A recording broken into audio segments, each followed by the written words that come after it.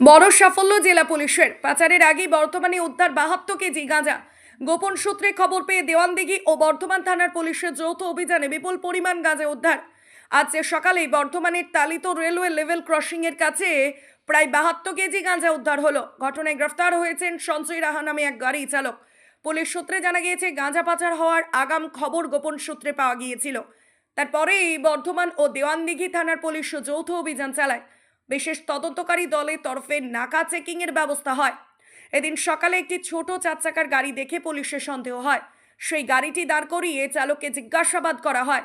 কথায় অসঙ্গতি ধরা পড়ায় শুরু হয় গাড়ি তল্লাশি। ভিতর থেকে পাওয়া যায় বেশ কয়েকটি বড় আকারের পার্সেল।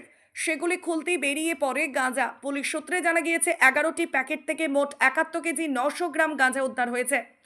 বর্তমান এক ব্লকের উন্নয়ন আধিকারিকের উপস্থিতিতে সেই গাঁজা বাজেয়াপ্ত করা হয়। সঞ্জয় রাহা নামে ওই ব্যক্তি গাড়ি চালিয়ে গাঁজা নিয়ে যাচ্ছিলেন। বীরভূমের সাঁইথিয়ার বাসিন্দার ওই ব্যক্তিকে গ্রেফতার করে পুলিশ ইতিমধ্যে জিজ্ঞাসাবাদ শুরু করেছে। কোচবিহারের মাথাভাঙা থেকে ওই গাঁজা নিয়ে আসা হচ্ছিল। বর্ধমানে কোনো ব্যক্তিকে ওই গাঁজা ডেলিভারি দেওয়ার কথা ছিল বলে সূত্রে জানা যায়। কাকে সেই গাঁজা দেওয়ার কথা ছিল সেটি জানার চেষ্টা চলছে। তদন্তকারীদের অনুমানের পেছনে কোনো চক্র কাজ করছে। ধৃত ব্যক্তিকে এদিন বর্ধমান আদালতে তোলা হয়।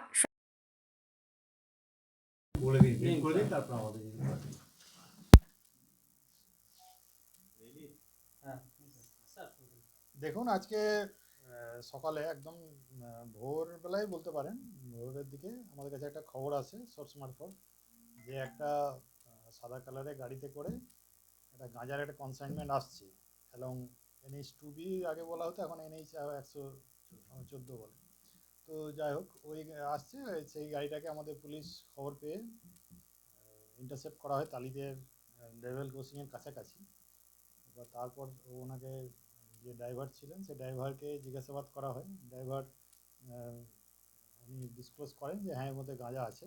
এবং তারপর গাড়ি খুলে দেখা যায় যে কিছু প্লাস্টিকের সেলোটেপ জাতীয় কিছু দিয়ে র্যাপ করা ছিল।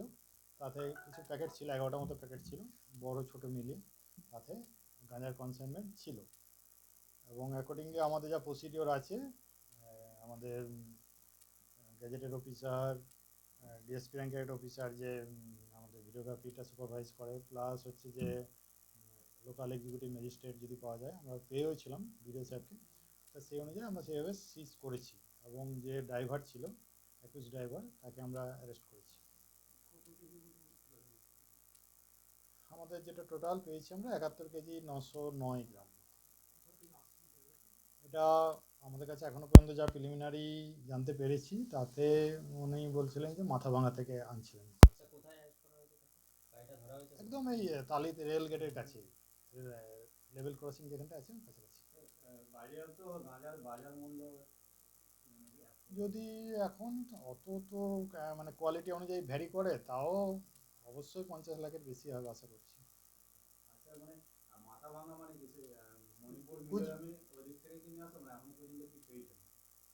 অত এক্সপার্ট না, তবে এখন পরবর্তীকালে জানা যাবে। কারণ এখন স্যাম্পল ড্রটা দেখবেন, জানেন, এক্সিকিউটিভ মানে আমাদের ম্যাজিস্ট্রেটের কাছে হয়, জুডিশিয়াল ম্যাজিস্ট্রেটের সামনেই হয়। তারপরে টেস্টিং করে আরও ডিটেলস জানা যাবে। এখন যা আমরা জানতে পেরেছি, এই বর্ধমানেই কোথাও দেওয়ার জন্য, সাপ্লাই করার জন্য নিয়ে গেছিলাম। তার নাম হচ্ছে সঞ্জয় রাহা, এবং তার বাড়ি বীরভূমের সাঁইথিয়া টাউনে একটা ভবানীপুর বলে জায়গা আছে। এরকম এখনো পর্যন্ত জানা যায়নি, হয়তো ডিটেলস পরবর্তীকালে জানা যেতেও পারে। সেরকম খবর নেই আমাদের। গাড়িতে কজন ছিল? একজনই ছিল, ড্রাইভারই ছিল।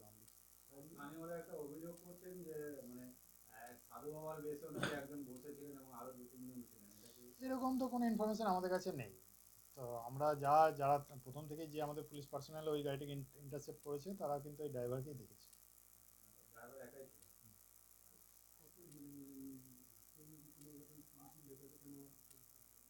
হ্যাঁ, সেটা যা প্রসিডিওর আমরা করবো, অবশ্যই করবো। সে তো এখন দেখি আমরা, সে কিছুদিনের জন্য পিসি নেবে। না, নাকা চেকিং না, আমাদের মোবাইল তো এমনি প্লাই করছিলই ওই রোডে, এবং তার সঙ্গে আমাদের সোর্স ইনফরমেশনও খুঁজেই পেয়েছি।